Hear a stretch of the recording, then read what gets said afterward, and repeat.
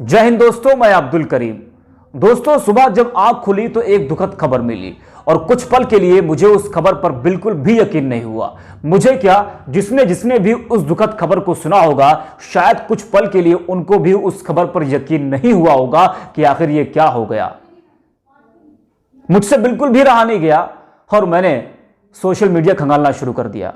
उनको कॉल करना, WhatsApp check करना, इंस्टा चेक करना, फेसबुक चेक करना, ट्विटर चेक करना, है ना।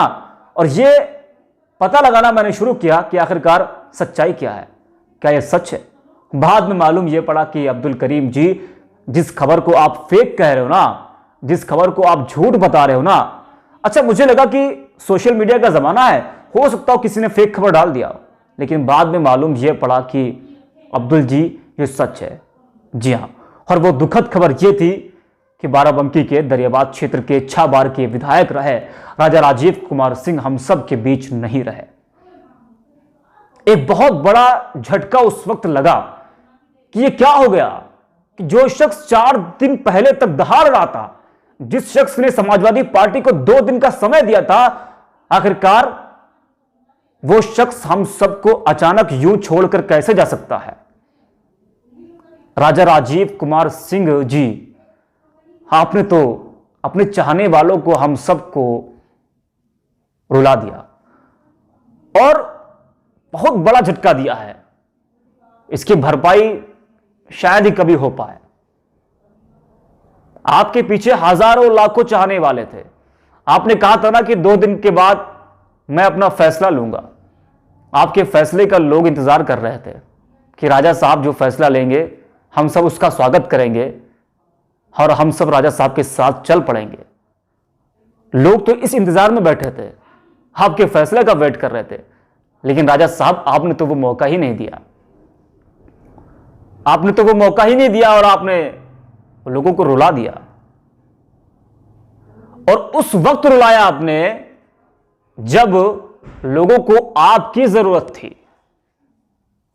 लोगों को इससे मतलब नहीं था कि राजा राजीव कुमार सिंह सपा में है, कांग्रेस में है, बसपा में है या फिर बीजेपी में है या फिर वो निर्दलीय चुनाव लड़ रहे हैं।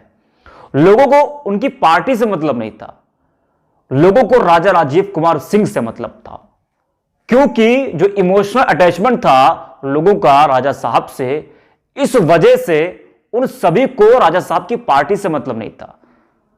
उनको मतलब सिर्फ और सिर्फ राजा साहब से था। तो आप सोचिए, जब यह खबर मिली कि राजा साहब नहीं रहे, पूरा जनसैलाब उमड़ पड़ा। लखनऊ से लेकर दरियाबाद तक लाखों लोग इकट्ठा हो गए। लोगों के आंखों में आंसू आ गए, लोग भावुक हो गए कि ये क्या हो गया अचानक से। जो शख्स 4 दिन पहले दहाड़ रहा था, वो शख्स आज हम सब के बीच नहीं है। और यह कहा जा रहा है कि आज जब राजा साहब की तबीयत खराब हुई, तो जब उनका आखिरी समय था, अपने आखिरी समय में भी वो चुनाव लड़ने की बात कह रहे थे। बेहोशी की हालत में भी वो चुनाव लड़ने की बात कह रहे थे। आप सोचिए, उनको अपने परिवार की, अपने बच्चों की, सियासत की, अपने क्षेत्र वालों की कितनी चिंता थी। वो अगर चुनाव लड़ना चाहते थे तो लोगों की सेवा करने के लिए, हमेशा से उन्होंने किया ही है। जिस तरीके से उन्होंने राजनीति में रहकर लोगों की सेवा की, अपना नाम कमाया अपनी काबिलियत के बल पे, अपने मेहनत के बल पे, वो चाह रहे थे उसी तरीके से मेरा बेटा भी आगे बढ़े। और आप सबको पता ही होगा कि दरियाबाद विधानसभा से वो टिकट चाह रहे थे अपने बेटे के लिए, लेकिन सपा ने अरविंद सिंह गोप को उतार दिया। उसके बाद वो बीमार पड़ गए, टेंशन उनको हो गई, है ना, कि हमने जिस क्षेत्र के लिए अपनी जान दे दी, है ना, लोगों की इतनी सेवा की जिंदगी भर, और आज हमको मौका ही नहीं मिला सेवा करने का। तो राजा राजीव कुमार सिंह जब आज बीमार हुए, तो आखिरी समय में भी उनको चुनाव लड़ने की चिंता थी, है ना, वो बात कर रहे थे चुनाव लड़ने की। ये जो नुकसान है राजनीति में, इसकी भरपाई शायद कभी ना हो पाए। और खासकर बाराबंकी जिले की राजनीति में ये बहुत बड़ा नुकसान हुआ है, बहुत बड़ी क्षति है ये, और इसकी भरपाई शायद कभी ना हो पाए।